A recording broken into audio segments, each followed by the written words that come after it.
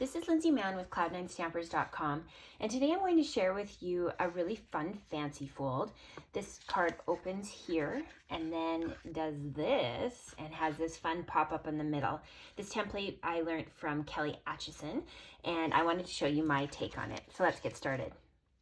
So I am going to make the card base out of Pool Party because that's my favorite, and you are going to cut it a little bit different than a standard card base. This time you're taking an 8.5 by 11 and you're cutting it at 4 1/4, and you're going to score it at 5 1/2.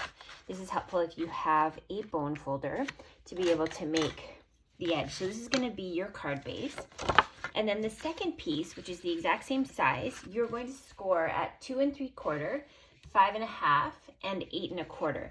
And that I've already pre-done using our Simply Scored tool. So you're going to accordion fold it like that. And again, just give a little press with your bone folder. And you're going to bring it in like this. So you want the mountain part of it to be up at the beginning. So now we're going to take some tear and tape. We're going to put some on the edge of the panel that's going to be pressed down. And we're going to do that on both sides.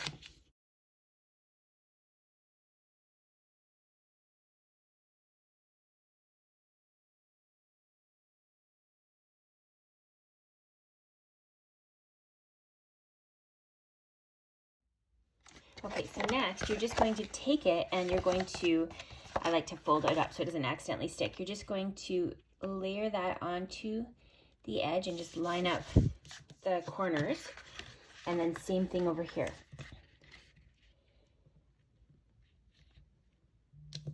Just like that. So when you close it, it automatically folds in. Okay, so let's decorate it. So let's start by decorating the outside. And I'm bringing in designer series paper from the Parisian Blossom Suite. So I just have a piece of Pool Party paper and it's cut 4 inches by 5 1/4. We'll add adhesive and stick that onto the front, just like that.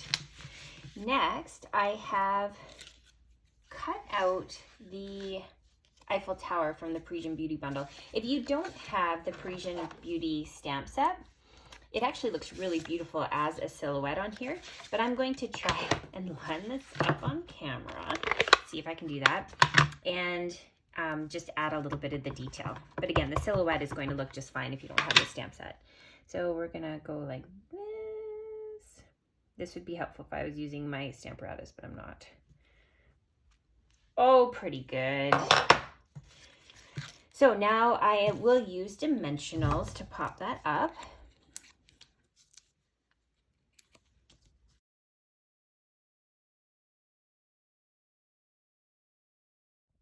So now that I have the backings off, I'll just throw my Eiffel Tower onto my project. The next thing I'm going to do is from that same Parisian framelit collection, I'm going to add Amour, and I will do that using the multi-purpose glue. And the easiest way to do this is use your Take Your Pick tool, pick up your word, and now you're going to add little drops of glue. And then you'll be able to add it to your project.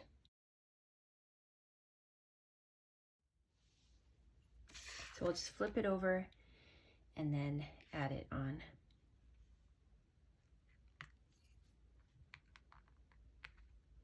Sometimes the glue kind of squishes out, and I found the best way I found to combat that is just take a baby wipe and quickly, before it dries, just kind of pat it.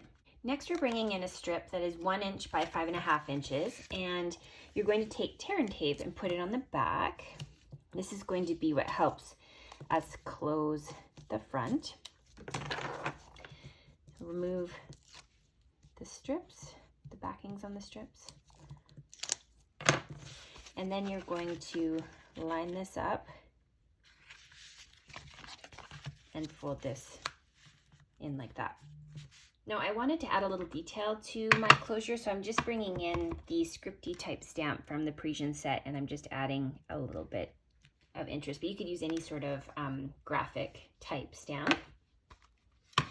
Next, we're going to bring in our scissors, and we're going to cut just maybe a ½ inch in, and then we're going to grab a punch.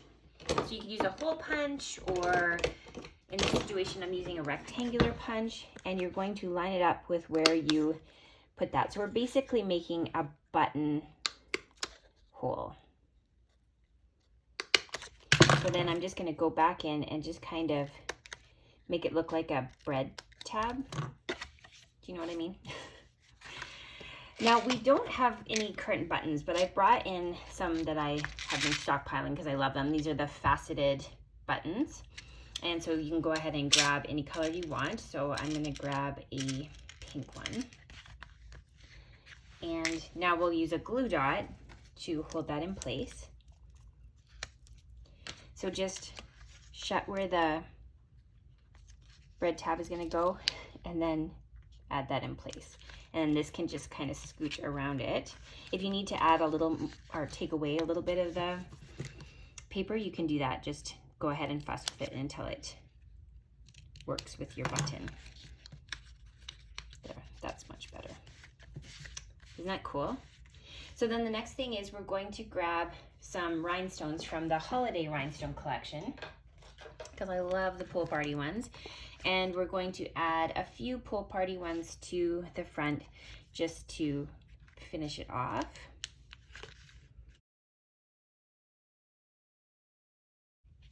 So that's the front. So the inside, we're going to work with those panels. So each one of these is 2.5 inches by 4 inches. That's the size of the insert that you need. So I have 2 pieces of the Specialty Designer Series paper. So we're going to do those ones here and here. So again, that's just snail.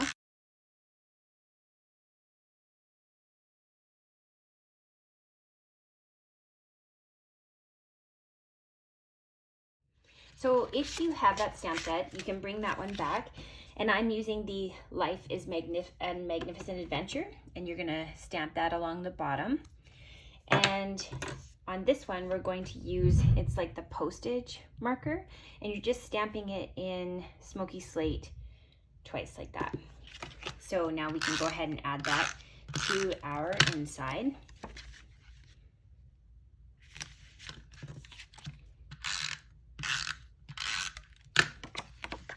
And there we go.